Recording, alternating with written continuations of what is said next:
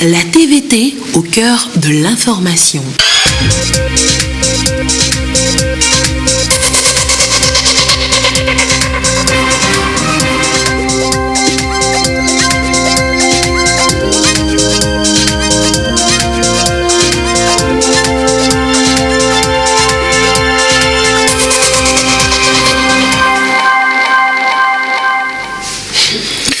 Mesdames, Messieurs, bonsoir. Bienvenue sur la télévision togolaise pour le journal du soir. Voici le sommaire.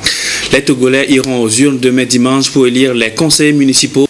Plus de 9000 bureaux de vote vont accueillir les citoyens dans les 117 circonscriptions électorales. À la veille du scrutin, le président de la CENI appelle à un scrutin paisible et transparent. Vous allez suivre son message en début de journal. Les deuxièmes assises sur la télédermatologie africaine, c'est fini. Cette rencontre tenue à Lomé cette semaine aboutit à d'importants résultats, lesquels, restez avec nous, vous le saurez dans ce journal. Et puis la deuxième phase de la journée de santé de l'enfant au Togo, c'est du 4 au 7 juillet prochain.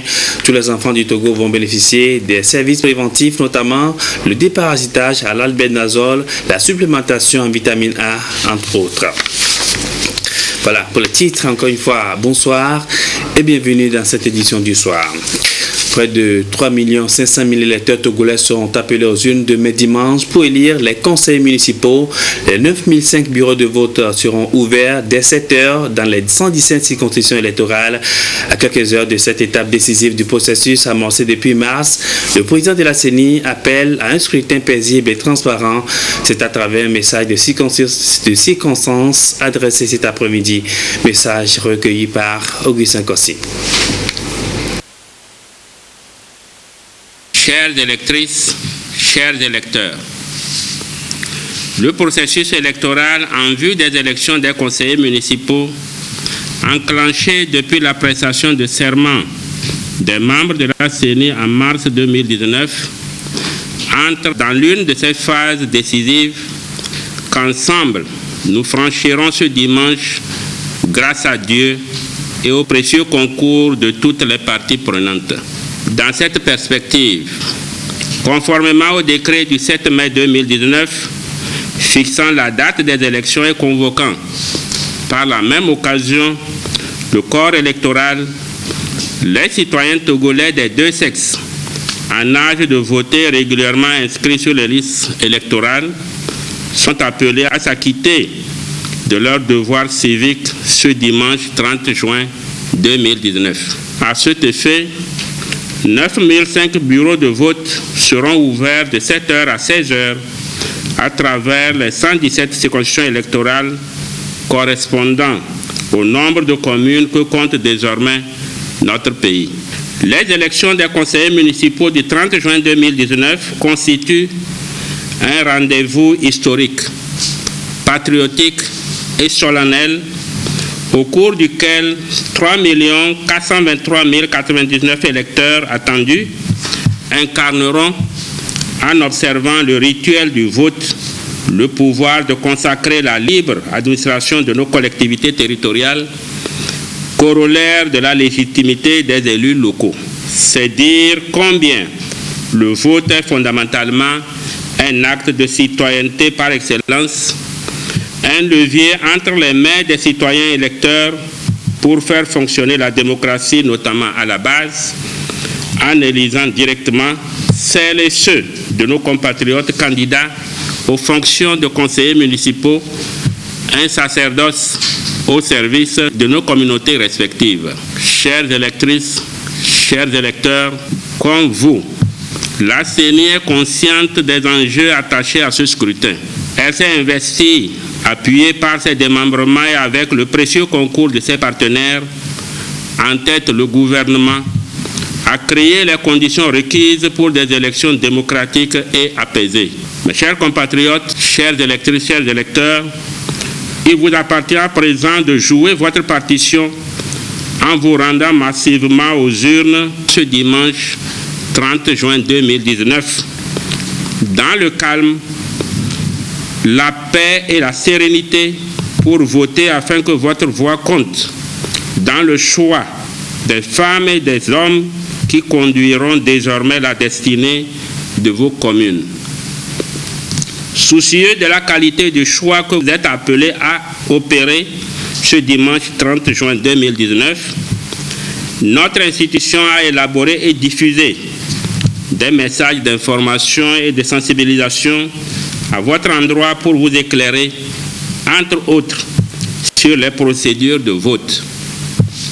Nous savons compter sur vous, tout en demandant aux membres des bureaux de vote, et particulièrement au président, de veiller au respect scrupuleux des dites procédures ainsi que des directives reçues au cours de leur formation pour le vote. Chères électrices, chers électeurs, au nom de la CENI et à mon nom propre, je présente à chacun et à tous un vif et chaleureux remerciement. À ce titre, je salue cette fructueuse collaboration, notamment l'accompagnement constant du gouvernement, la diligence de la Cour suprême pour l'examen et la validation des dossiers de candidature, la maturité politique des candidats en compétition, l'implication effective des acteurs de la société civile, la disponibilité rassurante de la force sécurité élection Fosé et enfin les citoyens togolais pour le bon déroulement de la campagne électorale. Je salue les membres de la CENI et ceux de nos démembrements pour les sacrifices déjà consentis et les invite à redoubler d'efforts pour la journée de ce dimanche afin que cette mission qui nous a été confiée, mission ô combien exaltante, se déroule dans la paix et la transparence totale. Je souhaite à toutes et à tous une bonne journée électorale. Togolais, viens, bâtissons la cité. Vive la décentralisation et la gouvernance locale. Vive la démocratie et que Dieu bénisse le Togo. Je vous remercie. Voilà, c'était donc le message du président de la CENI à la veille du scrutin prévu demain dimanche dans tout le pays. La suite de cette édition, je vous donne l'étude de ces communiqués. D'abord, ce communiqué du ministre de l'administration territoriale, de la décentralisation et des collectivités locales dans le cadre des élections des conseillers municipaux du 30 juin 2019. Le ministre de l'administration territoriale, de la décentralisation et des collectivités locales porte à la connaissance de la population que les frontières terrestres seront fermées à partir du dimanche 30 juin 2019 à 0h à lundi 1er juillet 2019 à 0h. Et compte sur la bonne compréhension des usagers de nos frontières pour le respect de cette disposition qui permettra le déroulement dans la paix, la sécurité et la sérénité des élections des conseillers municipaux du 30 juin 2019.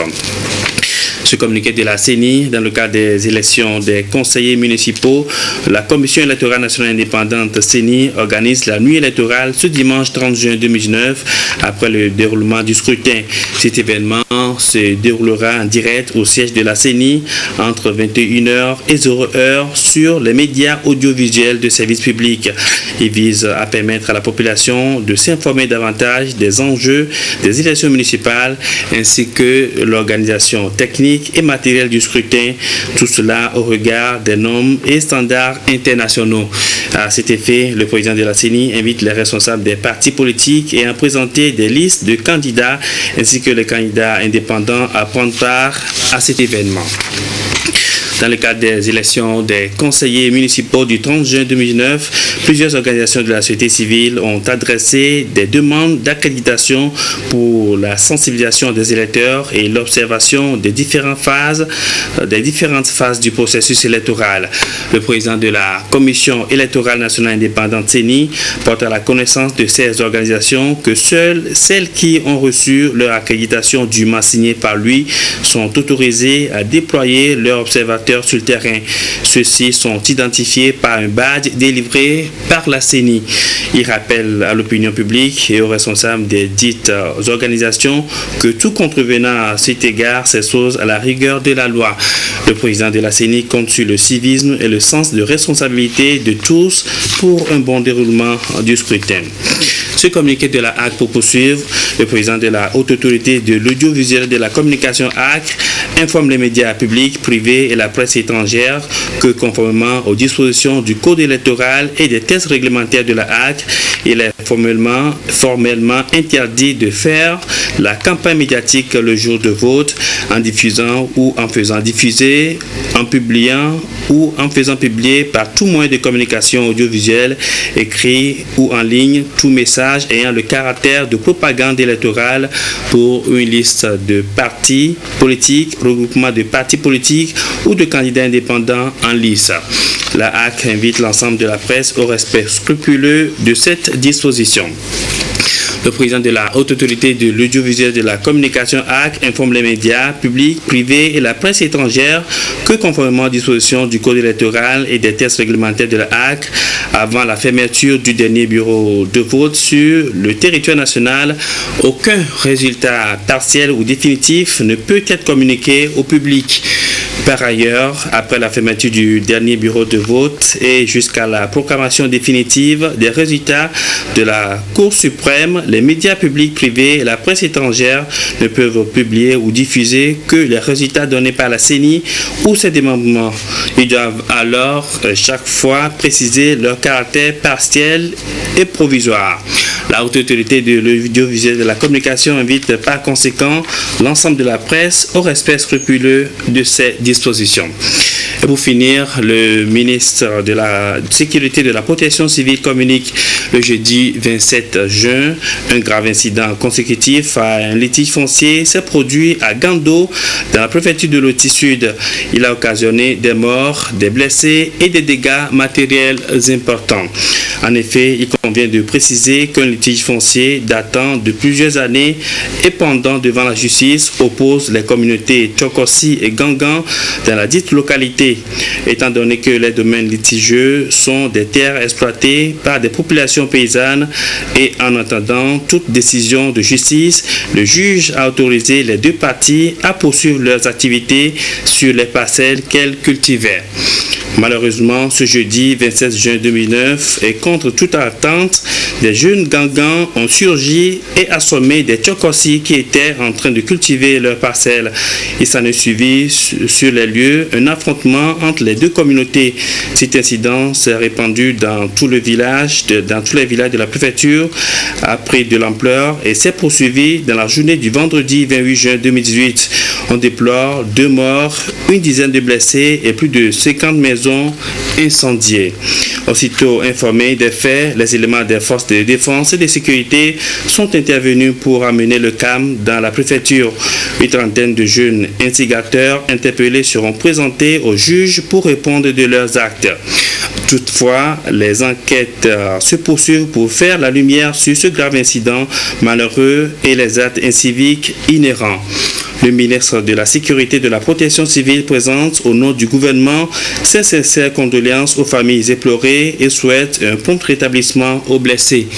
Il invite en outre toutes les parties au calme et à la retenue, surtout en cette période électorale, tout en les rassurant que les mesures seront prises pour que justice soit faite. Où en est-on avec la mise en œuvre des engagements de la déclaration de Malabo de juin 2014? Le deuxième rapport biennal provisoire permettra d'en savoir un peu plus. Ces engagements sont axés sur la transformation structurelle de l'agriculture et le développement de l'économie du continent. Le document a été soumis aux experts cette semaine pour analyse et validation. Les précisions de Kamen Madiakapo. En 2014, à Malabo, en Guinée équatoriale, les chefs d'État et de gouvernement de l'Union africaine se sont engagés à assurer une croissance accélérée et une transformation réussie de l'agriculture avec des moyens d'existence améliorés. Pour une mise en œuvre efficace de ces engagements, un examen de l'état d'avancement est réalisé par chaque pays tous les 2 ans. Les premiers progrès accomplis par le Togo ont été évalués et validés en 2017. À cette rencontre, il sera question d'analyser et de valider le deuxième rapport biennal de la déclaration de Malabo.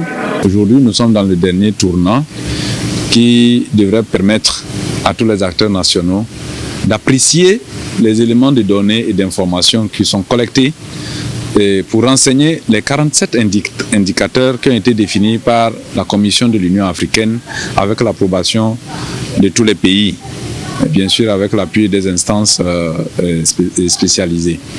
Et donc, c'est pour nous plancher sur ces documents, sur ces données-là, pouvoir les critiquer, dans le bon sens du terme bien sûr, et donc pouvoir fournir les données de l'état de mise en œuvre des multiples actions que le gouvernement a engagées pour œuvrer donc vers la transformation de notre agriculture. En 2017, sur les 56 États concernés, le Togo est classé 6e. Un score qui révèle aussi bien une volonté politique manifeste de faire du secteur agricole le moteur de la croissance du pays.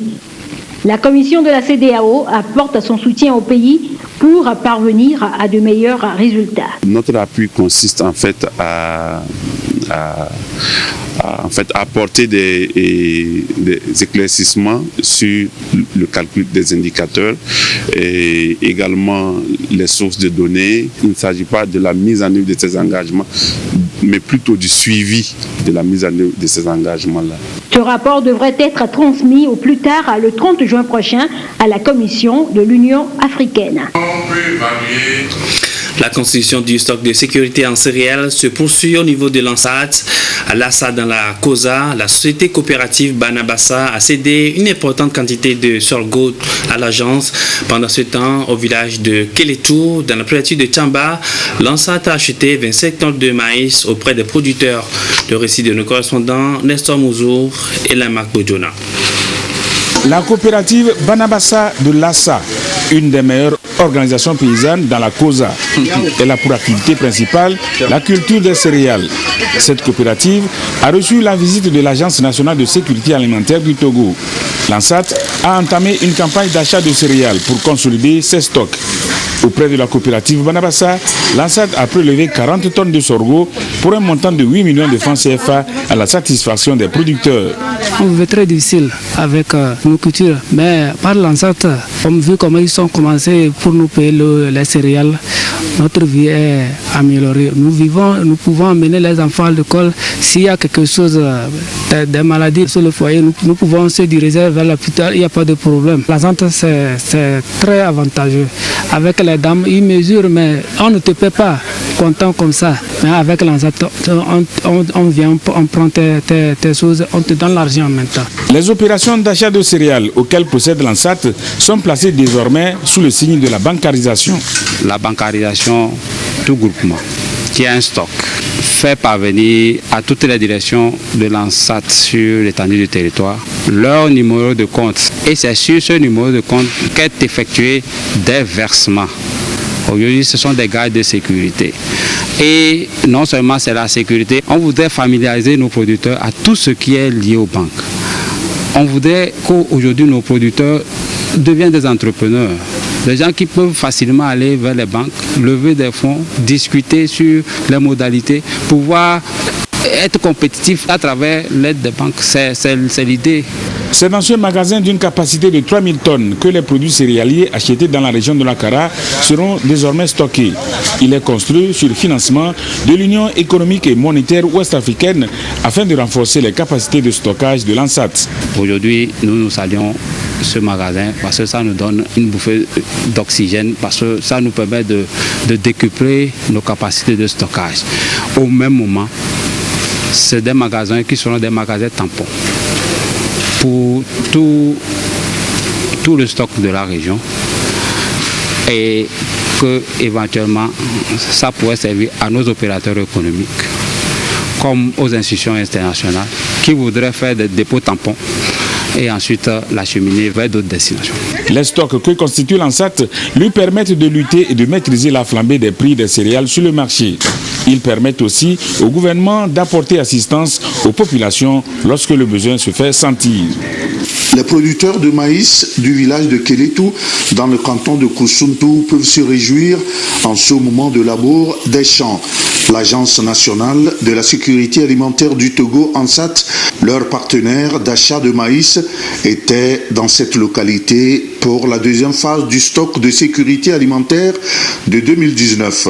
Elle a acheté auprès de ce producteur 25 tonnes de maïs pour une valeur de 4 millions de francs CFA. Nous sommes très reconnaissants puisque actuellement nous n'avons plus de soucis quand nos maïs sont achetés. Par le passé, il y avait des soucis. On n'avait pas le marché. Mais à partir de l'année passée, cette année, l'ANSAT est à nos côtés. Mais ce qui est intéressant pour nous à Kélétou aujourd'hui, c'est que actuellement, à l'heure où nous sommes, nous avons reçu des conseils et actuellement nous avons ouvert un compte au niveau de la banque où l'argent est déjà positionné sur notre compte et avec MIFA nous sommes vraiment très contents parce que par le passé on n'avait pas l'accès au crédit au niveau de la banque. Avant l'opération d'achat de maïs à Kélétou, le grand magasin de la région centrale construit dans le quartier commun à Sokodé a été réceptionné. Le maïs acheté a été stocké dans ce magasin. Ça coïncide juste avec la réception provisoire de notre magasin, du grand magasin, d'une capacité de 3000 tonnes. Ce magasin vient renforcer les autres petits magasins qui sont situés un peu partout dans la région. Ce magasin n'est pas seulement dédié à l'ANSAT, mais c'est à toute la population, surtout aux producteurs de la région centrale, qui voudraient bien collaborer avec l'ANSAT dans les échanges commerciaux. Donc les paysans vont entreposer leur production pour la commercialisation. Donc on a l'image de PAM. Dans le temps, on n'avait pas de magasin pour effectuer ces échanges avec le PAM. Actuellement, le grand magasin va nous profiter et ça va nous servir très bien pour le stockage et la conservation des produits. Nous tenons à remercier au nom de l'ANSAT, de toute la population de la région centrale, surtout les producteurs et les partenaires et les opérateurs économiques, à remercier le chef de l'État, l'ensemble du gouvernement et surtout notre partenaire UOMA pour le joli joyau dont nous venons de bénéficier. L'opération d'achat de maïs est placée sous le thème « La bancarisation des organisations paysannes et des producteurs vivriers ». Elle a pour but de contribuer à l'atteinte des objectifs du Plan national de développement PND et de soutenir la production agricole. Et pendant ce temps, l'Agence nationale d'assainissement et de salubrité publique a effectué une mission de contrôle à Kara. La NASAP s'est rendue dans les formations sanitaires et établissements hôteliers pour voir les conditions d'hygiène et d'assainissement qui sont prises dans ces structures pour le bien-être des usagers. Nestor Mozo. Les agents de la brigade de salubrité publique de l'Agence nationale d'assainissement et de salubrité publique à NASAP en visite d'inspection au CHU de Kara. Cette mission de contrôle dans cet hôpital, comme dans les autres formations sanitaires déjà parcourues, consiste pour ces agents de se faire une idée des dispositifs d'hygiène et d'assainissement mis en place compte tenu du caractère spécifique des déchets liquides et solides issus des soins médicaux. Au niveau des déchets solides au CHU ici, nous avons remarqué effectivement qu'il y a des infrastructures pour la gestion, notamment les poubelles, mais la finalité de ces déchets ne respecte pas les normes. C'est la même chose pour également les déchets liquides. Leur gestion, leur finalité, ce que nous avons vu, ce n'est pas ça. C'est l'objectif même de la mission qui vise à relever les manquements et faire des recommandations à l'endroit des autorités pour vraiment améliorer cette gestion qui est faite de ces différents déchets. Il y a certains petits trucs que nous avons remarqués et nous avons attiré leur attention. Par exemple, l'utilisation adéquate des poubelles et puis le tri des déchets à la base. Nous avons remarqué qu'il y a des déchets solides mais qui ne sont pas triés. Tout est mélangé dans une même poubelle. Or, vous savez que nous sommes dans le domaine hospitalier où vraiment les déchets hospitaliers méritent un soin particulier à cause de leur dangerosité et de leur risque de contagion. Donc nous avons demandé à chaud que le tri des déchets soit effectué déjà à la base avant qu'on envoie le reste des recommandations qui sont à mettre en œuvre et qui nécessitent de gros moyens. La mission de contrôle de la brigade de salubrité publique de la NASAP ne s'est pas limitée aux formations sanitaires. Elle a touché aussi les établissements hôteliers et touristiques, surtout que ces structures s'apprêtent à accueillir dans quelques jours du monde à l'occasion de la fête des luttes traditionnelles en pays kabyais. Il s'agit pour nous de voir ensemble le cadre de vie de ces structures, l'environnement général, comment est-ce qu'ils gèrent leurs déchets liquides et les déchets solides.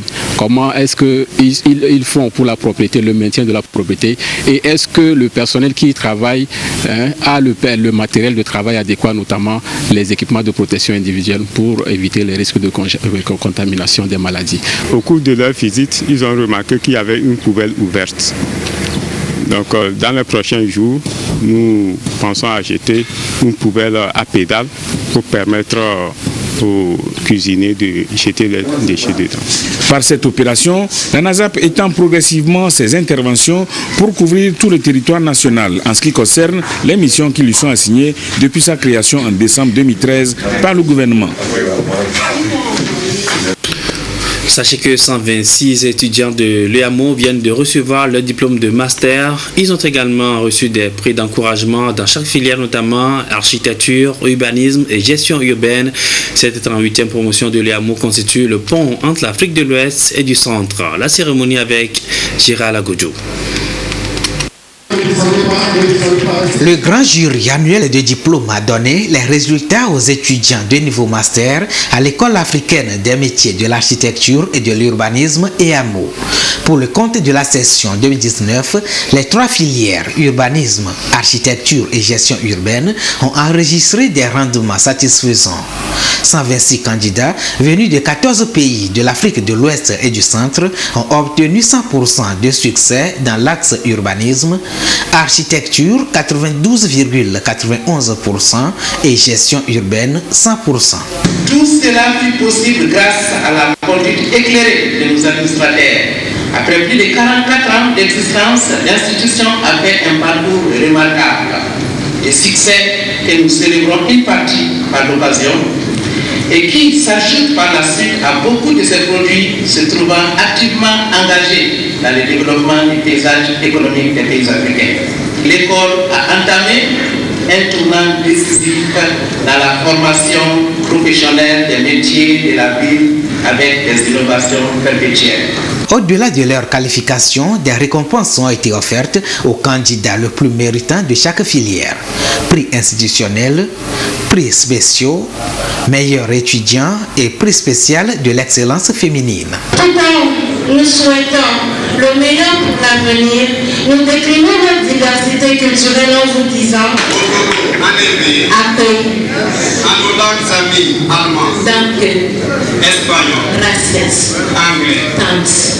Tout ceci pour dire que nous vous remercions.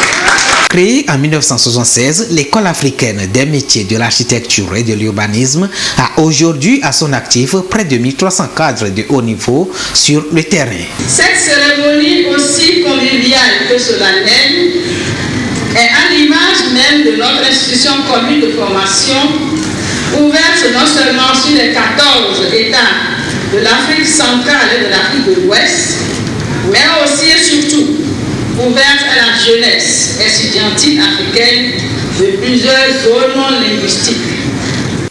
Cette promotion 2019 que nous célébrons ce jour, fraîche évolue de notre école, sauvage dans tout point, emboîter le pas aux aînés et continuer à relever l'immense défi que constitue la maîtrise de l'urbanisation galopante qui affecte notre continent. La présente promotion est la 38e vague annuelle formée par l'EAMO. Le système LMD, licence, master et doctorat y est appliqué. Le Bureau togolais des droits d'auteur Butodra vient de se doter du matériel informatique pour mieux remplir sa mission. Au-delà du matériel, il y a aussi le logiciel WebScores qui viendra accélérer les procédures au niveau du Butodra. Les précisions de Lucassi. De nouveaux ordinateurs portatifs et de bureaux acquis par le Butodra, Bureau togolais du droit d'auteur pour l'amélioration de ses services. Coût global de ces nouveaux outils et accessoires, 2 100 000 francs CFA. Une acquisition qui intervient dans le contexte du processus de réforme et de modernisation du Butodra enclenché par ses premiers responsables. Nous avons acquis 4 ordinateurs portables de marque HP. Vraiment, ça va relancer le travail. Et en dehors des 4 ordinateurs portables, nous avons acquis, sur recommandation de l'un pays bien sûr, un disque dur externe On a acquis aussi 3 ordinateurs bureaux. Les 4 ordinateurs portables, les 3 ordinateurs bureaux et avec les onduleurs et le disque dur externe sont évalués à un coût de 2 100 000 francs. Pour rendre plus performant le système de gestion des œuvres et de répartition des redevances aux auteurs, le bureau s'est doté du logiciel Wipocos. Il est acquis sur recommandation de l'OMPI, Organisation mondiale de la propriété intellectuelle. Il permet d'alléger la tâche au système de gestion des œuvres et des auteurs, dont a la charge une société de droit d'auteur qu'on appelle OGC, Organisme de gestion collective. Dans la pratique, ce logiciel permet de se départir de la paperasse et d'enregistrer de façon informatisée l'ensemble des auteurs ainsi que des œuvres dont reçoit régulièrement le bureau togolais d'auteur dans son rôle de protection des œuvres. Et non seulement ce logiciel permet de mettre en place une documentation fiable aussi bien des auteurs que des œuvres, il permet aussi également à terme de faire la répartition, l'ultime mission du Bitodra. C'est-à-dire que le bureau du droit d'auteur est un organisme qui est chargé non seulement de protéger les œuvres, mais de percevoir les redevances et les repartir aux auteurs dont les œuvres ont été réellement exécutées. À terme, quand on va finir de constituer cette base, quand on va finir d'enregistrer toutes ces œuvres-là, il y a une page réservée à la répartition.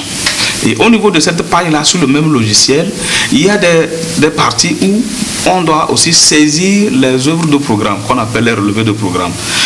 Et le logiciel va se charger de traiter ces informations et en fonction du montant de la perception qu'on aura affecté pour la répartition, le logiciel va faire le travail. À terme de ce processus, nous allons oublier la répartition manuelle. Le logiciel nous dira exactement, en fonction des données qu'on aura introduites, que l'artiste Luc a droit à tel nombre de francs. La réforme est en marche et allège déjà le quotidien professionnel des documentaristes du Bitodra. Wipocos leur permet désormais de mieux servir les auteurs. Le logiciel Wipocos nous facilite maintenant l'enregistrement des auteurs en ce sens que si un auteur est déjà enregistré et il vient pour dire j'ai déjà mes œuvres ici, je veux par exemple savoir quel nombre d'œuvres j'ai déjà enregistrées parce que j'ai d'autres que je veux venir ajouter. Il suffit de taper ou bien de faire entrer le nom de l'auteur dans la base et vous cliquez sur le menu répertoire et le répertoire vous sort tous les œuvres que l'auteur a déjà enregistrées. Mais avant, il faut fouiller dans le registre, voir à chaque enregistrement ce qu'il a déjà fait. Donc ça, c'est vraiment bien, ça nous facilite les recherches. Un serveur est donc installé au Bitodra et relié à une centrale de l'OMPI, ce qui permet à l'Organisation mondiale de suivre en temps réel le fonctionnement du nouveau système et d'assurer un accompagnement technique permanent à l'institution nationale. Les efforts de modernisation sont incontestablement dans la bonne voie pour le bonheur des auteurs. Et c'est la fin de cette édition. Merci à vous qui l'avez suivi. Passez une excellente soirée.